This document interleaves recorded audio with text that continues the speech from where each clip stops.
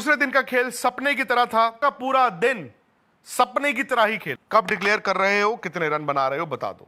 उस 587 बड़ा कदम आगे किया है। 3 विकेटों के नुकसान पर सतत इंग्लैंड के सामने अब वाकई में बहुत, मतलब आज उन्होंने बड़ी जबरदस्त गेंद की। 510 रन पीछे है। मैच को जीतने के बारे में सोच सकते हैं तो सोचिए, 269 रन, मतलब इंग्लैंड में भारत के चौथे दिन बरसात फोरकास्ट है। मुझे लगता है कि इंडिया फॉलो ऑन के बारे में सोच सकता है। इंडियन टीम कहते हैं ना, they looked inspired by the Duckett zero. Akashdeep जो पहला टेस्ट मैच खेल रहे हैं इंग्लैंड में, दूसरे दिन का खेल सपने की तरह था, भी कहेंगे सपने की तरह था, बिकॉज आज सुबह जब भारत आया तो 310 रन थे, 5 विकेटें गिर चुकी थी। हमें लगा जडेजा है, गिल है और इसके बाद सुंदर है, यार किसी तरह इंडिया 450 पहुंच जाए। लेकिन इंडिया ने आज पूरा का पूरा दिन सपने की तरह ही खेला और एक अच्छे सपने की तरह खेला। इंडिया ने आज पूरा दिन डोमिनेट किया, मतलब सो मच सो कि इंग्लैंड का बाद में यह हाल हो गया था कि कब डिक्लेयर कर रहे हो, कितने रन बना रहे हो बता दो। उसका असर क्या हुआ, दिन का खेल खत्म होते होते ना सिर्फ आपने आज इंडिया की बैटिंग एंजॉय की, जहां पर जडेजा 89, सुंदर ने भी 42 रन बनाए और कप्तान शुभमन गिल ने बनाए 269, 269, इंडिया ने बनाए 587। लेकिन अगर आप ये कहेंगे कि भारत ने जीत की तरफ एक बड़ा कदम उठाया है, बड़ा कदम आगे किया है, तो इसलिए क्योंकि इंडिया को जो 1.5 घंटे का प्ले था, 20 ओवर का जो गेम था, इंग्लैंड की 3 विकेटें मिल गई। इंग्लैंड ने 3 विकेटों के नुकसान पर 77 रन बनाए हैं। हां, हैरी ब्रूक और जो रूट के बीच एक पार्टनरशिप हो चुकी है, क्योंकि एक वक्त इंग्लैंड 25 रनों पर 3 आउट हो चुका था। यानी कि इंग्लैंड के सामने अब वाकई में बहुत बड़ा पहाड़ है। 3 दिन का वक्त है और मैं अभी भी यह मानता हूं कि यार इंडिया मैच जीता नहीं, लेकिन अब नहीं जीतोगे तो कब जीतोगे। हां, मैं अभी भी मानता हूं कि इंडिया कहीं शायद कुलदीप यादव को मिस ना करे, क्योंकि वो इस विकेट पे शायद अच्छा बॉल डालते, बिकॉज आपने देखा कि इंग्लैंड की तरफ से भी जब बाद में स्पिनर बॉल डाल रहे थे, आहिस्ता आहिस्ता उनको ग्रिप मिल रहा था। लेकिन कभी कभी आपको मैच का जो कॉन्टेक्स्ट है वो गेम को ज्यादा डोमिनेट करते दिखता है। और इस वक्त भी आप देखें ना, ऐसा नहीं है कि कंडीशंस बदल गई थी, वही इंग्लैंड बॉल कर रहा था और ऐसा लग रहा था कि मतलब ये गली मोहल्ले की बॉलिंग कर रहे हैं। और वही जब इंडिया आया, आकाशदीप ने हल्का सा बॉल हिलाया, उन्होंने 2 आउट किए। मोहम्मद सिराज, मतलब आज उन्होंने बड़ी जबरदस्त गेंद की, उन्होंने भी 1 आउट कर दिया। तो इंग्लैंड 25 रनों पर 3 आउट हो गया था। हां, उन्होंने रिकवर किया, हैरी ब्रूक ने और जो रूट ने एक पार्टनरशिप की, लेकिन अभी भी जैसे मैंने कहा 3 दिन का खेल है। इंग्लैंड पहली इनिंग में 510 रन पीछे है, उनके हाथ में 7 विकेटें हैं। यानी कि अगर तीसरे दिन आकर इंडिया पहले 1 घंटे में 2 आउट कर लेता है, उनके 5 आउट कर लेता है, तो दोस्तों उसके बाद ना फिर लोअर ऑर्डर हर बार चमत्कार नहीं करेगा। सो रियलिस्टिकली अगर आप इस मैच को जीतने के बारे में सोच सकते हैं तो सोचिए, जीता नहीं है लेकिन जीत का विश्वास होना चाहिए, क्योंकि जीत तभी मिलेगी जब भारत की टीम ये सोचेगी कि हम जीत सकते हैं। हां, मुझे याद है जब मैच शुरू हुआ कल, गौतम गंभीर, शुभमन गिल, यार ये क्या टीम चुनी है, यार आपने बुमराह को फोर्स नहीं किया खेलना, चलो कोई बात नहीं, यार आपने कुलदीप यादव को ड्रॉप कर दिया। अरे इंडिया तो 8 नंबर की बैटिंग के लिए बॉलिंग को कॉम्प्रोमाइज कर रहा। ये मैंने भी कहा, सबने कहा, बट अगर इस बॉलिंग के साथ इंडिया जीत जाए, इससे बड़ी खुशी नहीं है। हम गलत हैं, कोई बात नहीं, इंडिया जीतना चाहिए। और इसका क्रेडिट जाता है शुभमन गिल जिन्होंने जीता दिल। शुभमन गिल द बैट्समैन, जिसने शुभमन गिल द कैप्टन को एक ऊर्जा दी। आप देखिए, शुभमन ने पहले मैच में 100 बनाया था, बट कप्तानी में ढीले रह गए। इस मैच में उन्होंने 269 रन बनाए और आज जो छोटी सी कप्तानी हुई उसमें आप देख रहे थे कि वो he was being his own man. उन्होंने जो पहला कैच भी पकड़ा स्लिप में, भाई वो ब्लाइंडर था, वो एक स्टेज पर बेन डकेट का वो ब्लाइंड स्पॉट में जा रहा था, जबरदस्त कैच। फिर केएल राहुल ने बड़ा अच्छा कैच पकड़ा और करुण नायर ने तो पिछले मैच में भी बड़े अच्छे कैच पकड़े थे, कूल काम कंपोस्ट।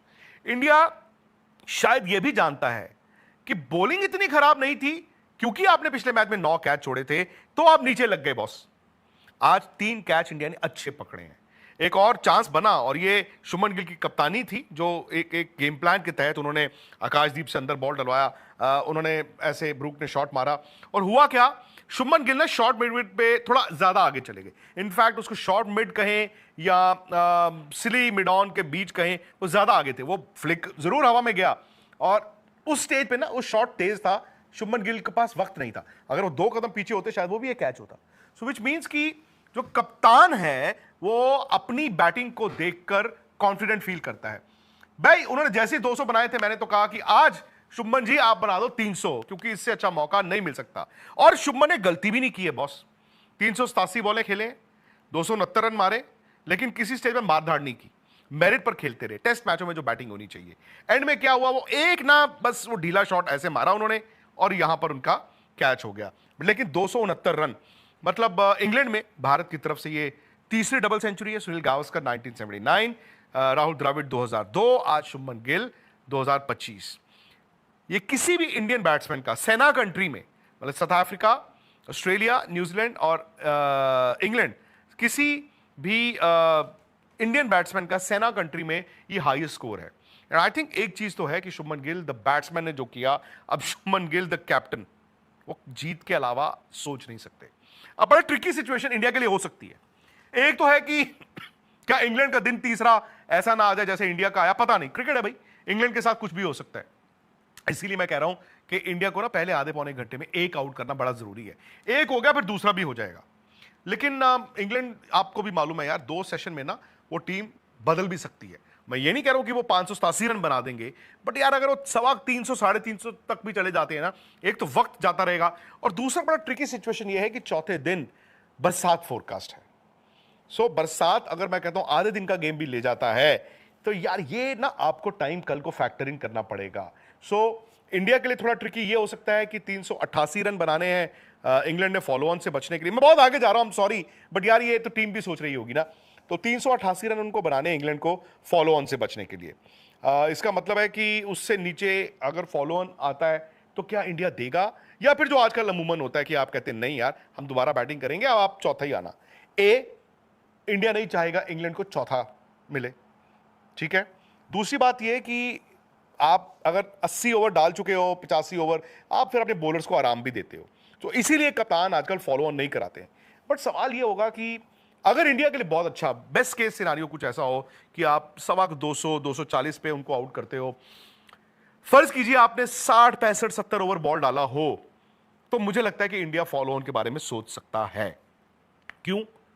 क्योंकि वक्त को लेकर इंडिया नहीं चाहेगा कि अगर इस तरह की सिचुएशन आए और चौथे दिन बरसात हो, बरसात थोड़ा वक्त भी ले जाए, आप नहीं चाहोगे कि मैच जीता हुआ बाद में वक्त के कारण ड्रॉ हो जाए। सो मुझे लगता है कि फॉलो ऑन एक ऑप्शन रहेगा। आई डोंट नो कल अगेन आप कितने ओवर बॉल डालते हो, कब उनको आउट करते हो, कितने की लीड मिलती है, ये सारी चीजें आ जाती हैं। बट मेरा ये मानना है कि इंडिया अगर उनको 250 से नीचे आउट करता है, और इसका मतलब होगा मे बी 60 65 70 ओवर के बीच बॉल डालता है, सो इंडिया चौथे दिन की वेदर फोरकास्ट को देखकर, जहां बरसात फोरकास्ट है, फॉलो ऑन के बारे में सोच सकता है, सोचना चाहिए भी। आज इंडिया ने बॉल अच्छा डाला है, दोनों फास्ट बॉलर्स ने 7-7 ओवर का स्पेल डाला, और आज ना इंडियन टीम कहते हैं ना, they looked inspired bye their own captain. वो एक होता है, आप अंदर झांक के देखते, जडेजा, सुंदर, शुभमन गिल, इन तीनों ने जो बैटिंग की, देखो 203 रन तो जडेजा और गिल ने जोड़े ना।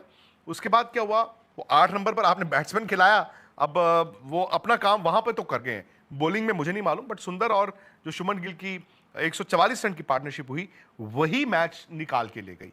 इंग्लैंड ना एक स्टेज पे लग रहा था जो करना है कर लो, कोई परवाह नहीं है, हम भी बना देंगे। बट जब पहाड़ होता है ना आपके सर पे, वो बोझ दिख गया।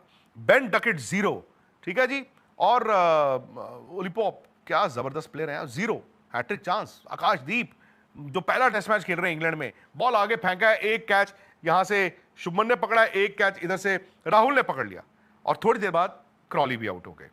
ब्रुक, रूट, बेन स्टोक्स ने आना है, जेमी स्मिथ है, नीचे वाले बैट्समैन है। बट आई रियली फील कि इंडिया शायद इंग्लैंड को 250 के अंदर आउट कर ले।